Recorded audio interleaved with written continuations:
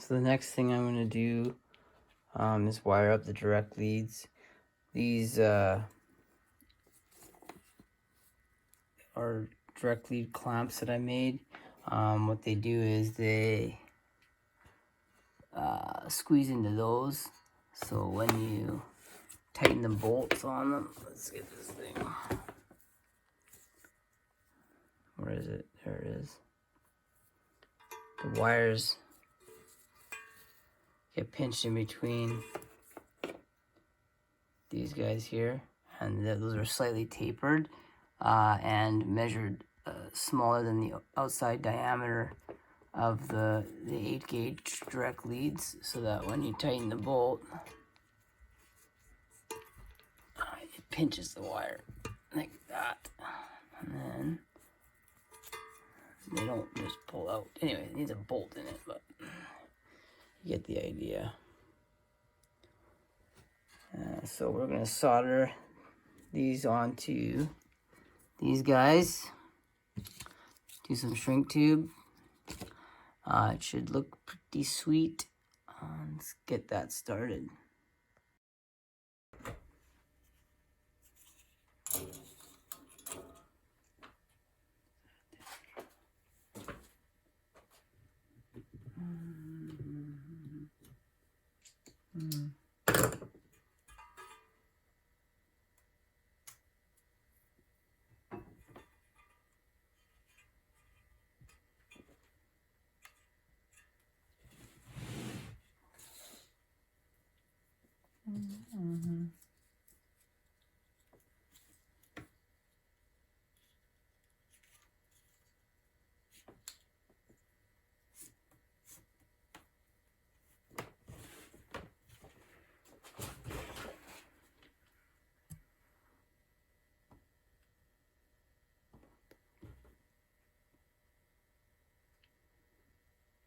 Okay, so first what we want to do is slide the shrink tubing over the wire, because if we solder them, we're not getting shrink tube on.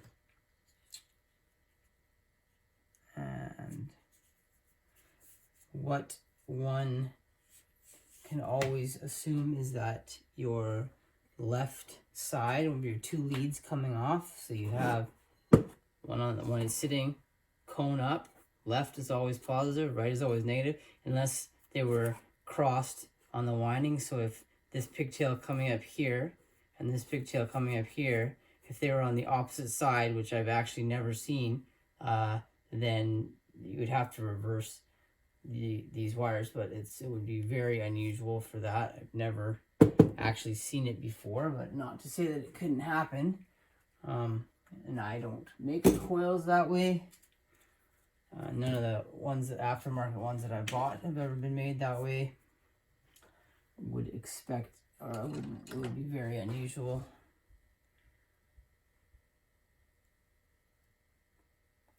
Now the thing I'm doing right now is I'm using full rolls, because I haven't cut the direct leads to length yet. Once I have ordered 8 gauge lugs to put on the other end of these away from the speaker, but I also have to determine the length inside the enclosure from the speaker to the terminal, because that will determine how long I want these wire runs to be, the direct lead wire runs off the speaker. I imagine it'll be probably about somewhere in the 2 foot neighborhood, but I don't know until I look at the box design that I've been working on. Our intention is to put this speaker into a 6th order, and then put some Lexan panels on the front and rear chamber. You will be able to, looking in the front port, you will be able to see the cone with the MTX dust cap, but we want to be able to see the basket and the motor. They kind of two of the standout features that make this particular sub so spectacular. They're a little bit of an icon sub, whether you like the performance or not. This one has certainly been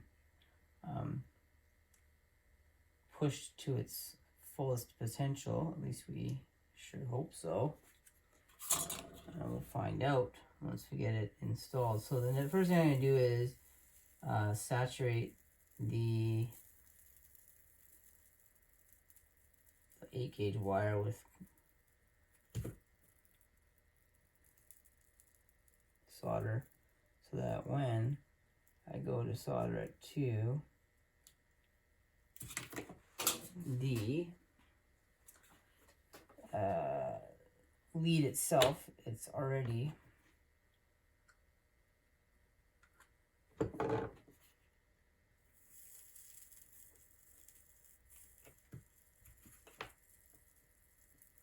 tinned, so to speak.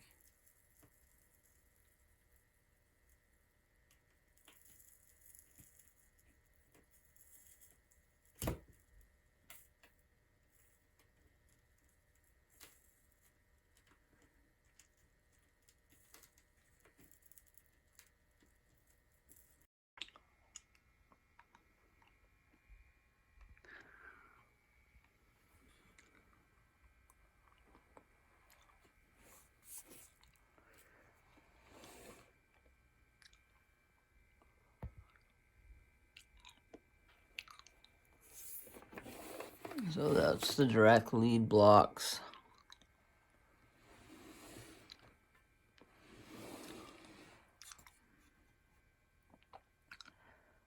The 8-gauge direct leads. They may be a little bit too long. It concerns me that if they could get together and touch each other in the middle there. Let's take a look here. I mean, it would be unusual, but it's definitely possible. So anyway, they might need to be shortened, but for now, that will do.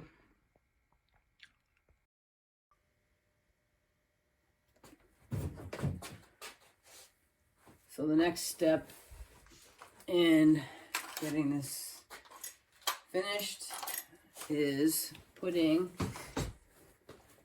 everything together before we put the dust cap on. So we need an Allen key for the spider ring.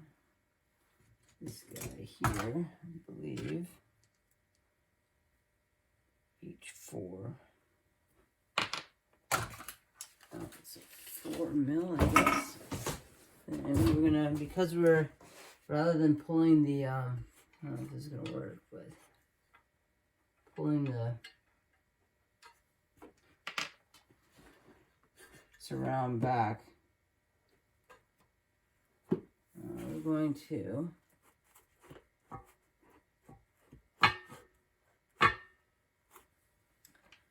just use a ratchet, provided that we can find these something. This one.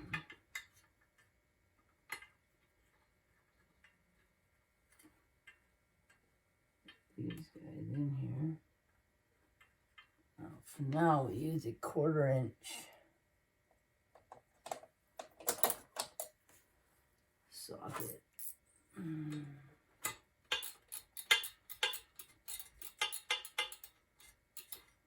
At least to get them started.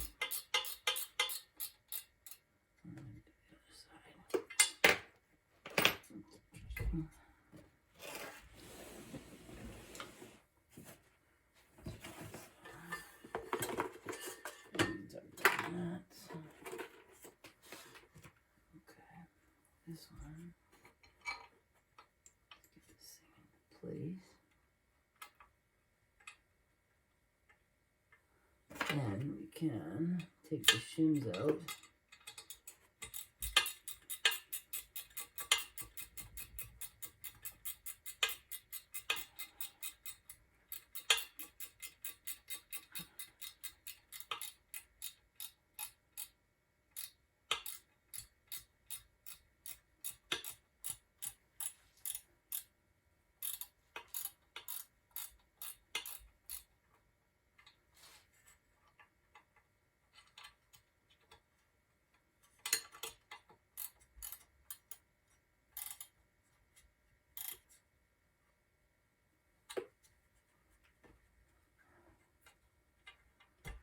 And give it a test to see, to make sure that there's no coil rub before we put all these screws in.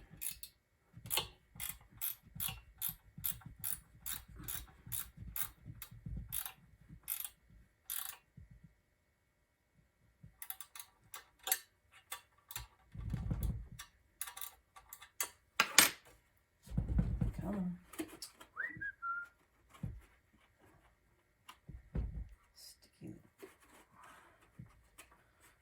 bugger.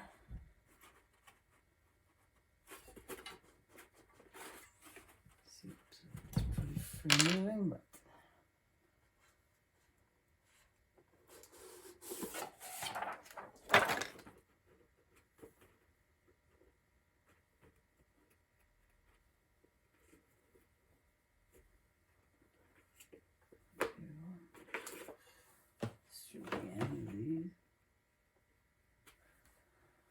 and then do a frequency test just for fun. Okay. Now I don't actually have 8-gauge strippers, so we'll use 10 just to cut the insulation. It'll be fine. I'm eventually going to put lugs on these, but for the time being, this will do. Okay.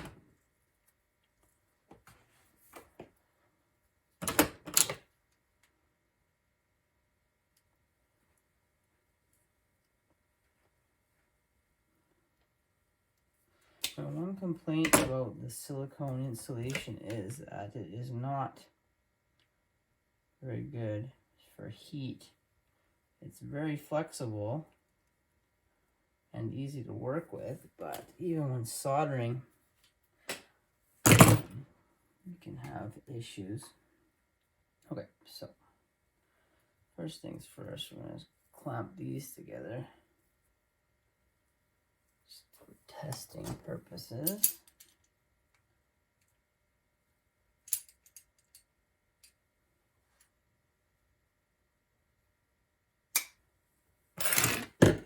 Hold those together. Get this amp turned on. See if we can't get some movement. Make sure that our cone is nice and our voice coil is in line. That one. So again, we're not doing this permanent.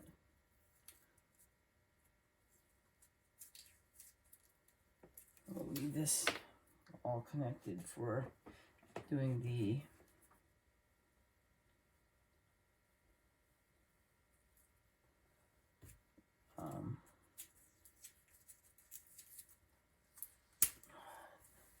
okay, turn on the power supply. Should probably at least clamp it temporarily.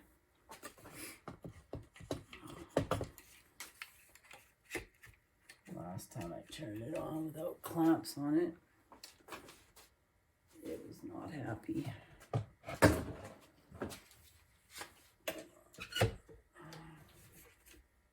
Okay, that's all connected. see. Start with some low hertz.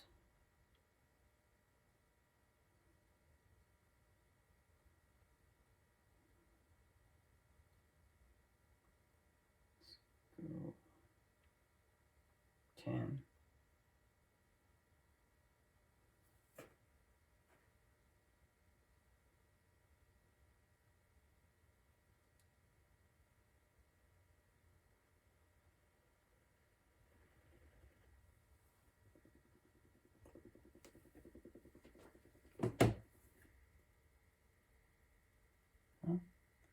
Don't hear any rubbing. It's beautiful. A little bit of clicking where the surround ring is, but let's just take a little look at that.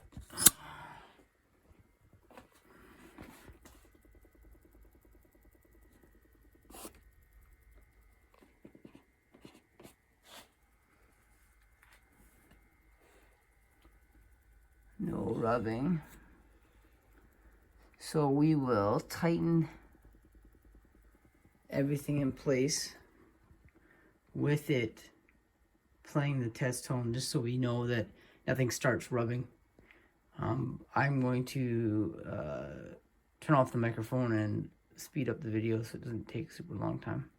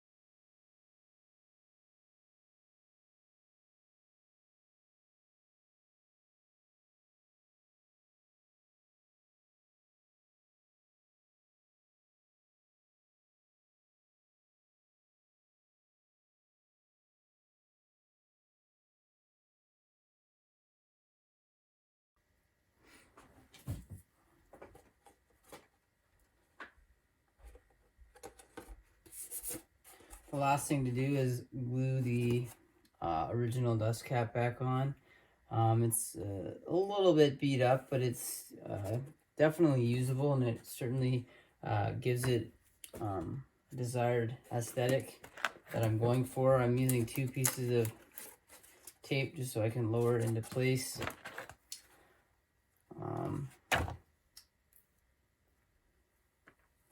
Put lots of glue on here. The problem is that I have no way to weight it because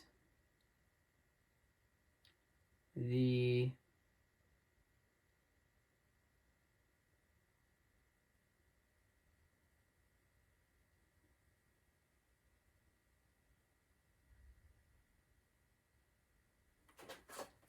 original angle of the cone is a little bit different than this one.